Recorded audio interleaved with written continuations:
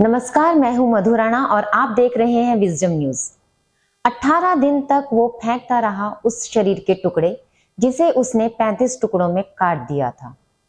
सुनने पर लगता है जैसे किसी ने दुश्मनी में दरिंदगी की हद पार कर दी, लेकिन ये कहानी है प्यार की, श्रद्धा और आफताब के सो कॉल्ड प्यार की, जो शुरू हुई मुंबई से और आकर बिखर गई दिल्ली के जंगलों में। वो प्यार जिसके लिए श्रद्धा ने ना तो परिवार की सुनी और ना ही समाज की परवाह की और शिफ्ट हो गई आफताब के साथ लिव इन में मुंबई में।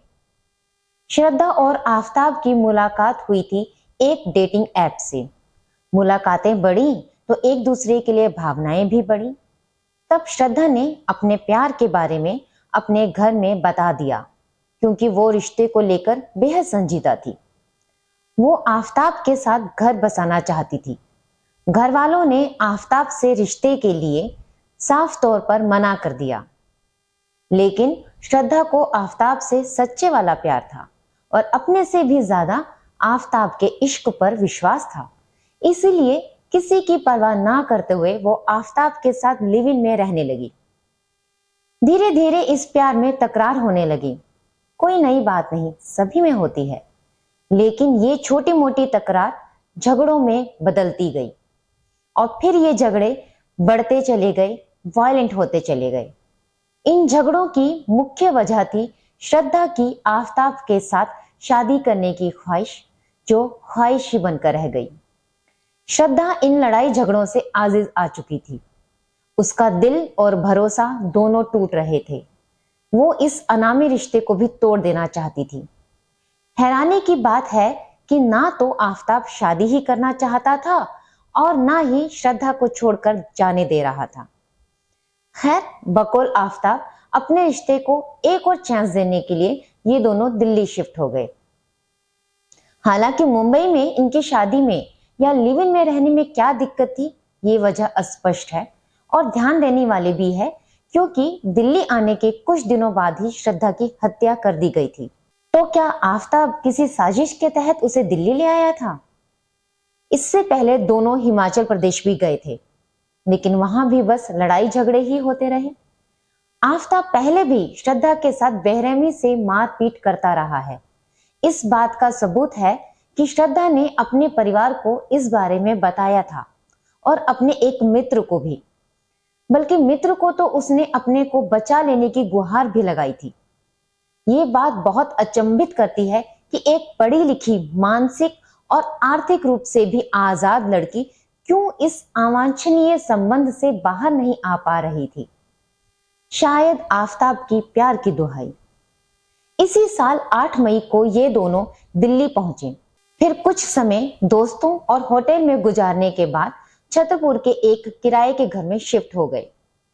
18 मई को दोनों के बीच फिर शादी को लेकर झगड़ा हुआ। आफताब ने श्रद्धा का गला पकड़ लिया और तब तक दबाता रहा जब तक उसके हाथ पैर शिथिल नहीं हो गए। इसके बाद वो भी उसी कमरे में आराम से सो गया। अगले दिन श्रद्धा नहीं रही, 35 टुकड़ों में तब्दील हो चुकी थी।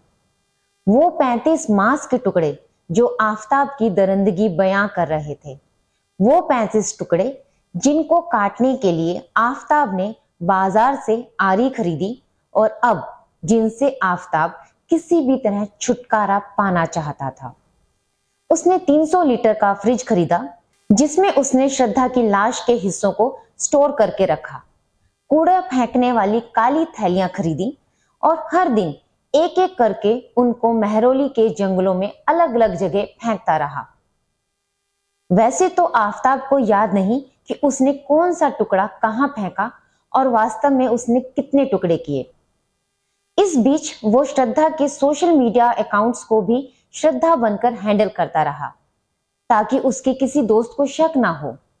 श्रद्धा के परिवार का उससे कोई डर नहीं था, क्योंकि श्रद्धा अपनी मां की मृत्यु के बाद से ही परिवार के कांटेक्ट में नहीं थी।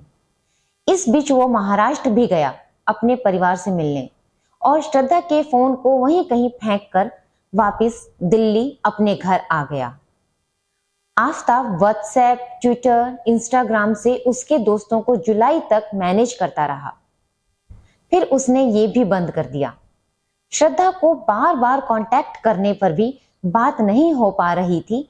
ये बात उसके दोस्तों को खटक रही थी, क्योंकि श्रद्धा ने इससे पहले कभी भी ऐसा नहीं किया था। श्रद्धा के एक दोस्त ने उसके भाई को फोन किया और उसका पता लगाने के लिए कहा। श्रद्धा के पिता दिल्ली पहुंचे तो आफताब ने उनसे झूठ बोला कि श्रद्धा झगड़ा करके मुंबई वापस चली गई है और वो दोनों अब अलग हो चुके हैं।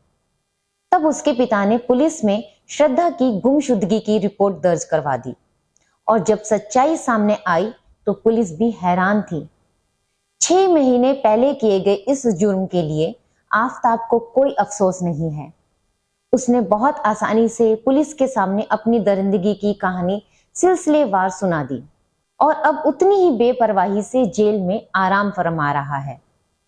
उसे अपने किए जुर्म और श्रद्धा के साथ की हैवानियत का कोई अफसोस नहीं है। ये एक rarest of the rare crime है। मुजरिम को और इसके लिए मुजरिम को कठोर से कठोर सजा मिलनी ही चाहिए। बहरहाल श्रद्धा तो चली गई और पीछे छोड़ गई दुख में डूबते उभरते मित्र और परिवार, न्याय की मांग करते शुभचिंतक, सबूत ढूंढती पुलिस और एक बड़ा सवाल, क्या यही प्यार है? ये कैसा प्यार है कि जिसके सामने माता पिता का 24-25 साल का प्यार, दुलार और तपस्या सब बेमानी हो गया और अपने प्रेमी से शादी के नाम पर धोखा खाने, यहां तक कि मार खाने के बावजूद लड़कियां उन्हें छोड़ नहीं पाती हैं। माँ बाप का घर छोड़ते वक्त उन्हें ना तो समाज की फिक्र होती है, ना ही रिश्तों की गरिमा का एहसास, लेकिन अपने राक्षसी प्रवृत्ति के प्रेमी की यातनाएं सहकर भी उसे बार बार एक नया मौका देती जाती हैं, तब तक जब तक कि इश्क के शुरुआती दिनों में जान देने का वादा जो किया था उसको शब्दशः निभा ना दे।